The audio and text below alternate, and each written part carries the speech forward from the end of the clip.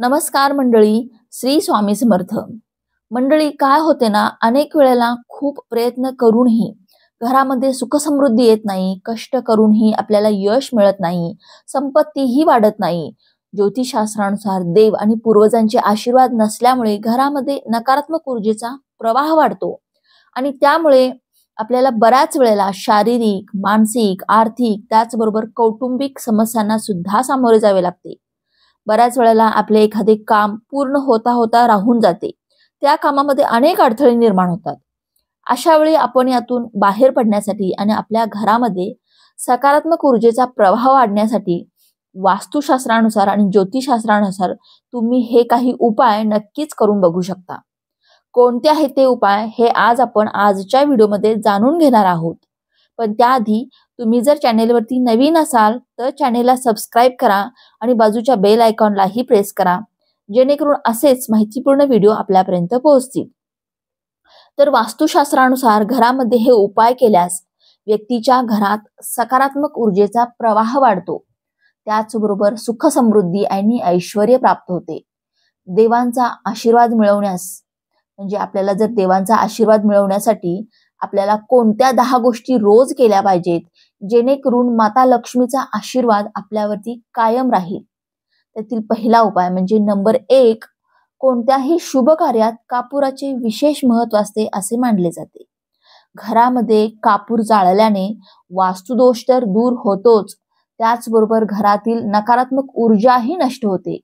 त्यामुळे तुम्हाला जर शक्य असेल तर रोज सकाळ संध्याकाळ आपल्या देवघरात, आपल्या घरामध्ये एक छोटासा कापुराचा तुकडा नक्की जाळा। पण रोज तुम्हाला जर कापूर जाळणं शक्य नसेल तर कमीत कमी आठवड्यातून एकदा तरी घरामध्ये कापूर हा नक्की जाळावा। यामुळे घरामध्ये अधिक सकारात्मक ऊर्जा निर्माण होते। निसर्गाचा एक नियमच आहे की जे आपण दुसऱ्याला देतो तेच आपल्याला दुप्पट होऊन परत मिळते। संपत्ती आणि अन्नाला धरून राहिल्यास ते हातातून निष्ठत राहते। परोपकारातील सर्वात मोठे दान म्हणजे अन्नदान, त्यामुळे आपल्या घरातील अन्नाचे भांडार भरून राहते। त्यामुळे नेहमी एका विशिष्ट काही तिथींना, सणवार असतील, काही एकादशी असतील, असे आपल्या ज्या सणवार आहेत तर त्या दिवशी त्या तिथींना आपल्याला अन्नदान हे जरूर केलं पाहिजे। त्यामुळे आपल्या घरातील अन्नाचे भांडार हे भरून राहते। नंबर 2, संध्याकाळी मोहरीच्या तेलाचा दिवा लावा आणि त्यात 2 लवंग टाका आणि हा दिवा मुख्य प्रवेशद्वाराच्या दोन्ही बाजूला लावा, किंवा तुम्ही एकच दिवा लावणार असाल तर घरात प्रवेश करताना आपल्या उजव्या हाताला हा दिवा लावा।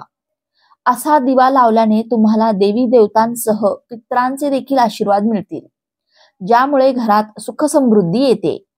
जेव्हा तुम्ही घरामध्ये चपाती किंवा पोळी किंवा भाकरी बनवता त्यावेळी तवा गरम झाल्यावर त्या तव्यावर थोडेसे दूध शिंपडा।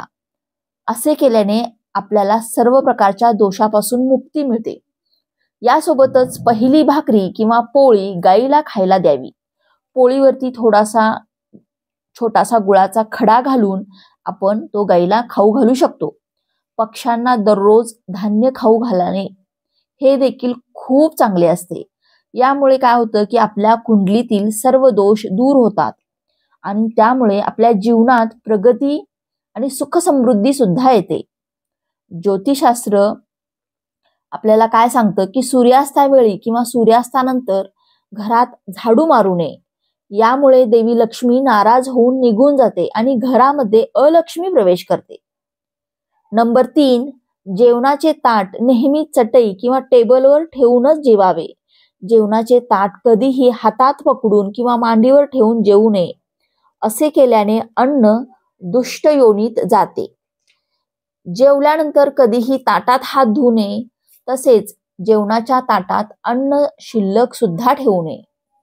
अन्न खाण्यापूर्वी देवांची प्रार्थना अवश्य करावी। जेवताना बोलू नये, रागावू नका। तसेच रात्रीचे जेवण हे घरातील सर्व सदस्यांसोबत बसून करावे। तसेच रात्रीच्या वेळी घरात असलेले शिल्लक अन्न गॅस जवळ आपण आपली जी काही गॅस शेगडी आहे, चूल आहे, तर त्याच्या जवळ ठेवू नये। तसेच रात्रीची उष्टी भांडी सुद्धा ठेवून तसेच झोपू नये। जेवताना विचित्र आवाज काढू नये, त्याचबरोबर असे मानले जाते की रात्रीच्या जेवणात दही आणि भात खाल्ल्याने लक्ष्मीचा आपल्यावरती कोप होतो, म्हणजे लक्ष्मी आपल्यावरती नाराज होते. ज्यांना सुख समृद्धी हवी आहे किंवा ज्यांना आर्थिक अडचणीतून बाहेर पडायचं आहे, ज्यांना आर्थिक अडचणी आहेत, त्यांनी रात्रीच्या जेवणात हे पदार्थ खाऊ नये, म्हणजे दही आणि भात हे खाऊ नये. अन्न जे आपण खातो किंवा जेवण करतो तेव्हा ते पूर्वेकडे तोंड करून किंवा उत्तरेकडे तोंड करून जेवण करावे. शक्य असल्यास जेवण हे नेहमी स्वयंपाकघरात बसूनच करावे. यामुळे राहूला शांती मिळते. पायामध्ये चप्पल किंवा बूट घालताना कधीही अन्न खाऊ नये. सकाळी आपला चेहरा धुतल्याशिवाय किंवा चूळ भरल्याशिवाय चहा किंवा पाणी पिऊ नये. गाय, ब्राह्मण यांना कधीही उष्ट्या हाताने स्पर्श करू नका. नंबर 4, ब्रह्ममुहूर्त किंवा संध्याकाळच्या वेळेला कधीही घरात झाडू मारू नका. घरात नेहमी अशा ठिकाणी हा झाडू ठेवा जिथे कधीही बाहेरच्या येणाऱ्या व्यक्तीस तो झाडू कधीही नजरेस पडणार नाही. आणि त्याचबरोबर झाडू कधीही बेड खाली सुद्धा ठेवू नये. घर स्वच्छ आणि सुंदर ठेवावे. घराचे 4ही कोपरे स्वच्छ असावेत. विशेष करून ईशान्य आणि वायव्य कोपरा हा नेहमी स्वच्छ आणि रिकामे ठेवावेत. आपले जे वॉशरूम आहे ते ओले ठेवणे आर्थिक परिस्थितीसाठी अतिशय अशुभ मानले जाते. म्हणजे आपले जे वॉशरूम आहे ते वापरल्यानंतर नेहमी कोरडे ठेवण्याचा प्रयत्न केला पाहिजे. यामुळे आर्थिक परिस्थिती, जर ते वॉशरूम ओले असेल तर आर्थिक परिस्थिती आपली डगमगू शकते. त्यामुळे वॉशरूम आपले कोरडे ठेवण्याचा नेहमी प्रयत्न केला पाहिजे. नोकरी आणि व्यवसायाच्या प्रगतीसाठी दक्षिण किंवा पश्चिम दिशा हलकी किंवा रिकामी ठेवू नये. म्हणजे हलकी किंवा रिकामी जर असेल तर ते शुभ नसते, म्हणूनच ही दिशा कधीही रिकामी ठेवू नका. घरामध्ये काळा, जांभळा किंवा व्हायलेट रंग वापरू नका. म्हणजे जसे की बेडशीट, पडदे, भिंतीचा रंग या रंगाचे असू नये. घराच्या पायऱ्या कधीही पूर्वेकडून पश्चिमेकडे आणि उत्तरेकडून दक्षिणेकडे जाणाऱ्या असाव्यात. त्याचबरोबर ईशान्य दिशेला कधीही जिना करू नये. जिना ह्या दिशेला कधीच असू नये, कारण ही जी दिशा आहे ईशान्य दिशा, ते देवी देवतांची दिशा मानली जाते. त्यामुळे या दिशेला कधीही चप्पल, बूट सुद्धा ठेवू नये. त्याचबरोबर जिना सुद्धा करू नये. घराच्या फरशीवर किंवा भिंतीवर किंवा छताला कधीही तडे जाऊन देऊ नका. म्हणजे भेगा पडल्या असतील तर त्या लगेच भरून घ्या. घरामध्ये असे भेगा पडणे अशुभ मानले जाते. नंबर 5, घरातील स्त्रियांचा आदर करावा. तसेच आपले पाय दक्षिण दिशेकडे करून झोपू नये. त्याचबरोबर घरातील पुरुषांचा शर्टचा खिसा किंवा पॅन्टचा खिसा फाटला असेल तर तो लगेच दुरुस्त करून घ्यावा. कोणत्याही प्रकारचे मादक पदार्थ घरामध्ये ठेवू नका. सतत खोटे बोलणे, तसेच दात नेहमी आपले सतत खोटे बोलू नये. त्यामुळे सुद्धा आपल्या घरामध्ये अशुभ गोष्टी किंवा नकारात्मक ऊर्जेचा प्रवाह वाढतो. आपले दात हे नेहमी स्वच्छ आणि चमकदार ठेवावे. वारंवार थुंकण्याची सवय सुद्धा असू नये.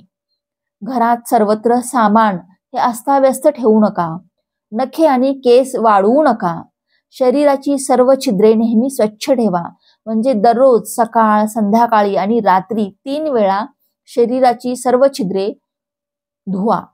नंबर 6, कोणत्याही देवतेचे एकापेक्षा जास्त मूर्ती किंवा चित्रे ठेवू नका. पूजेच्या खोलीशिवाय घराच्या इतर कोणत्याही भागात देवी देवतांच्या मूर्ती किंवा चित्रे ठेवू नका. कोणत्याही देवतेचे चित्र किंवा मूर्ती अशी ठेवू नका की त्यांचे चेहरे एकमेकांसमोर येतील. तिजोरीत पिवळ्या कपड्यात हळदीची एक गाठ बांधून आपल्याला ठेवायचे आहे. त्याचबरोबर थोडेसे पिवळे तांदूळ सुद्धा आपल्याला तिजोरीत ठेवायचे आहेत. तसेच काही कवड्या, चांदी किंवा तांब्याचे नाणे असतील तर ते सुद्धा तुम्हाला नक्की तिजोरीत ठेवायचे आहेत. तिजोरीत अत्तराची बाटली, चंदन किंवा अगरबत्तीचे पाकिट सुद्धा ठेवू शकता, जेणेकरून सुगंध हा दरवळत राहील. देवतांना अर्पण केलेली फुले किंवा हार सुकल्यानंतर घरात ठेवणे हानिकारक आहे. नंबर 7, संध्याकाळच्या वेळेत नकारात्मक शक्तीचे वर्चस्व असल्याने या काळात घरात कधीही झोपू नये, खाऊ पिऊ नये, शिवीगाळ, भांडण करू नये, तसेच असभ्य आणि असत्य बोलू नये. रागावणे, शाप देणे किंवा प्रवासाला निघणे, शपथ घेणे, पैसे घेणे किंवा देणे, घरात रडणे, दारात उभे राहणे या गोष्टी सुद्धा कधीही करू नये. म्हणजे या गोष्टी संध्याकाळच्या वेळेत या गोष्टी केल्यास घरातून लक्ष्मी निघून जात असते.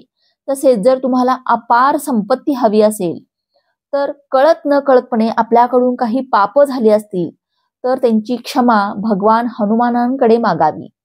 आणि 5 मंगळवार वडाच्या पानावरती आपल्याला कणकेचा दिवा बनवायचा आहे आणि त्या वडाच्या पानावरती तो दिवा ठेवून तो दिवा आपल्याला भगवान हनुमंताच्या मंदिरामध्ये लावायचा आहे, प्रज्वलित करायचा आहे. यामुळे भगवान हनुमानांचे आशीर्वाद आपल्याला प्राप्त होऊन घरातील परिस्थिती सुधारते आणि आर्थिक कमाईचे अनेक मार्ग खुले होतात. नंबर 8, घरातील वस्तू नेहमी वास्तूनुसार ठेवा आणि हरिपूजा नेहमी करत चला. आपल्या घराच्या बाहेर नेहमी स्वस्तिक काढा आणि त्यावरती हळदी कुंकू वाहून दिवाने सुद्धा त्या स्वस्तिकला ओवाळा. त्याचबरोबर जे लोक रोज उंबरठ्याची पूजा करतात त्यांनी रोज सकाळ संध्याकाळ घरामध्ये कापूर, छोटासा तुकडा कापूर जाळावा. यामुळे घरातील वातावरण हे सुगंधित होते. त्याचबरोबर दररोज आपल्या उंबरठ्याबाहेर तुपाचे दिवे लावले असता घरात लक्ष्मी वास करते. तसेच घराच्या मुख्य दरवाजावरती कुंकवाने स्वस्तिक काढून त्याची पूजा करावी. म्हणजे पिवळे फूल, अक्षता वाहून त्याची पूजा करावी. यामुळेही आपल्या घरात लक्ष्मी वास करते.